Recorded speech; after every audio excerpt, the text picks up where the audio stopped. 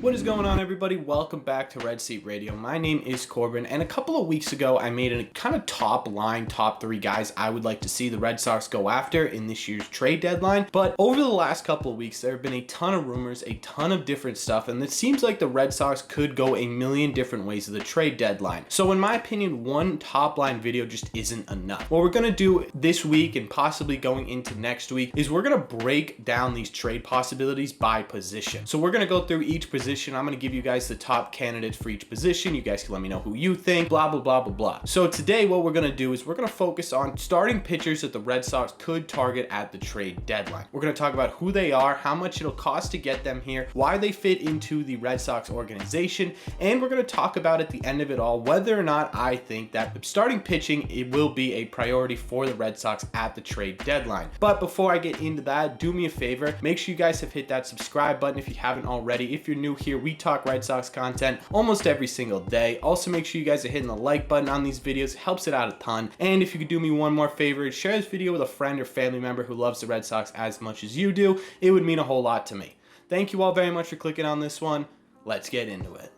Now, before we get into this, I do want to say one more time that this isn't my comprehensive list of everyone I think the Red Sox will target. These are just guys that are starting pitchers that I think the Red Sox will look into. So if you guys are looking for a first baseman, an outfielder, a relief pitcher, whatever, we'll get there, I promise. But for now, let's talk about some starting pitching. And the first guy I want to talk about is Paul Blackburn. We all know that the ace of the Oakland Athletics is Frankie Montas, and it's definitely a guy that the Red Sox should keep on their radar, but a lot of teams are going to be vying for Frankie Montas, and I'm wondering now if Paul Blackburn might be a better option and better fit for this Red Sox team. Obviously, we have Sale back, and he looked great last night. We've got Eovaldi coming back Friday, which we're going to be live on this channel for. So you've got your two top line starting pitchers. You've got Waka coming back, you've got Pivetta that you can mix in there a little bit. So really what you're looking for in terms of starting pitching, in my opinion, is a back end of the rotation type guy, someone to really round out this rotation, and Paul Blackburn would be a perfect fit. This year for the Oakland Athletics, Paul Blackburn has a 3.36 ERA in 17 games with an ERA plus of 109 and a FIP of 365. Like I said, not exactly ace level material by any means, but definitely a guy who will bolster the back half of this rotation. Plus, we know that the A's tend to get rid of any guys that show any sort of talent because they don't feel like they're going to pay that guy at all. So Blackburn could be a realistic possibility for the Red Sox. My only issue with Pete Blackburn, and honestly trading with the Oakland A's in general, is that when teams like this who go through a fire sale over the offseason hang on to certain guys, it tends to be because the asking price for those guys was too astronomical, and my fear is that Blackburn is lumped into that mix. Obviously, he won't cost as much as Frankie Montas, but there's a reason he didn't get traded for it during the offseason. So a package for Paul Blackburn is really kind of up in the air in my opinion. It could go one of two ways. We could either grab him for a Jeter Downs, Brandon Walter type package, or they're going to be looking for a top 15, top 10 prospect from the Red Sox, plus a couple of major league ready players. So it could go either way, but I think at the end of the day, if you're looking to bolster that rotation, Paul Blackburn is a guy that can do that. The second guy we're going to talk about is Luis Castillo. Now, he's kind of the white whale of this list, and it's because he is probably the best, most realistic guy getting traded at the deadline. Luis Castillo is currently on the Reds, and we all know that the Reds ownership seems to either hate the players or hate the fan base. Either way, they are decimating their system, and Luis Castillo could be next. This year, Luis Castillo not only shoved against us, he absolutely shut the Red Sox down, but he's also been shutting down most of the league. He has an ERA this year of 2.92. He also has an ERA plus well above average at 1.58 and a FIP of 3.04. He is an extremely bright spot in an otherwise really dim Reds team. Luis Castillo, again, would come in here and immediately be one of your top rotation spot guys.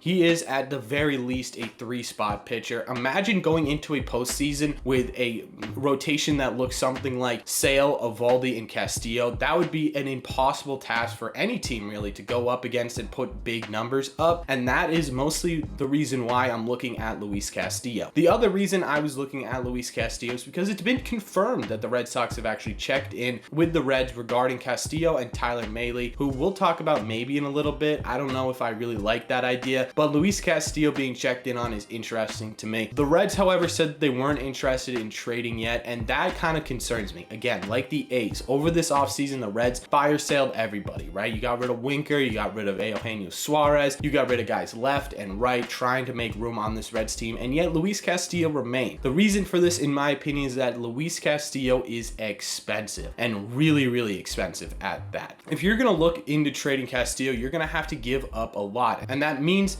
that the Red Sox really need to prioritize starting pitching in this trade deadline. The package for Luis Castillo would probably look something like a top 5 prospect. You're looking at a guy like Nick York, decent pitching prospect like Winkowski, possibly even Seabold, although Seabold's value isn't great right now, and a major league ready arm. Maybe you could throw in Bobby Dahlbeck, try and get his salary and his position swept away in this deal as well. Either way, the trade package for Luis Castillo is going to be astronomical, so it's up to the Red Sox to decide whether they want to be a full all-in team and really put their chips on the table, or if they kind of want to band-aid this situation yet again. The third guy I want to talk about is someone who I don't really know what their status will be come the trade deadline. There's a couple different ways that this team could go, and that is Pablo Lopez of the Miami Marlins. The question with me with the Miami Marlins is, yes, they're kind of behind in the playoff picture. It doesn't look like they're going to be making the playoffs this year, but they've got a really talented young core group of players. So whether or not at the deadline they decide that they're going to try and piece off some of those young players and get some decent prospects and stuff back, or if they're going to try and build off those prospects for the future, is up in question. But if they end up being a seller at the deadline, I would go after Pablo Lopez if I'm the Red Sox. Again, this is more situational than it is just the best player on the team, and it's because, again, we have Sale, we have Evaldi. You're looking for that mid to low rotation type player to really round out this rotation, and Pablo Lopez would be a great guy for that. His ERA this year is 2.91 with an ERA plus, again, well above average at 1.41. The only concern with Pablo Lopez when I was looking at him was his FIP, which is much higher than his ERA, sitting at 3.60. But even at 3.60, if his ERA regresses that much coming to the Red Sox, it's still a mid to late rotation type guy,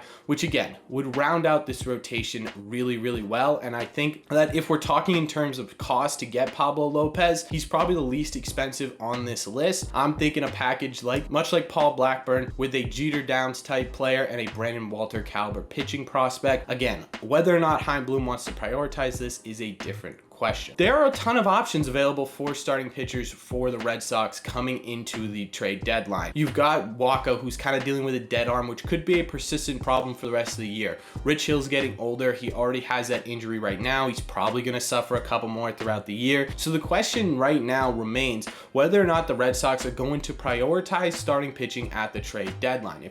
In my opinion, if you're asking me, the prioritization list for the Red Sox goes relief help in the bullpen, a first baseman, and then starting pitching. If Chaim Bloom continues the trend that he's been on the last couple of years, we're probably not going to make a huge splash at the deadline. He'll probably put a decent sized name into one of those categories and then kind of try and fill holes with role-playing players for the other problems. So in my opinion, I don't really think that starting pitching in the eyes of the Red Sox is going to be a priority. You've got Paxton coming back, you've got Wacha coming back, you've got Hill coming back, Winkowski's pretty serviceable in the starting role spot. Cutter Crawford's been fantastic the last 2 games. So in my mind, if I'm Chaim Bloom, I'm trying to look at this through Chaim Bloom's lenses, right? The bigger problems are coming out of the bullpen and at first base. But I could be wrong, so let me know in the comment section down below. Should the Red Sox trade for a starting pitcher? If so, is it one of the guys that I mentioned? Is it someone else that you've had your eye on for a while? Let me know all your thoughts on Red Sox starting pitching trades down below. As always, if you've made it to the end of this video, do me a favor, make sure you guys have hit that subscribe button if you haven't already. If you made it to the end of this video, you enjoyed the content, so you might as well hit that subscribe button. Also, make sure you guys are hitting the like button on these videos as well. Pretty much same concept, right?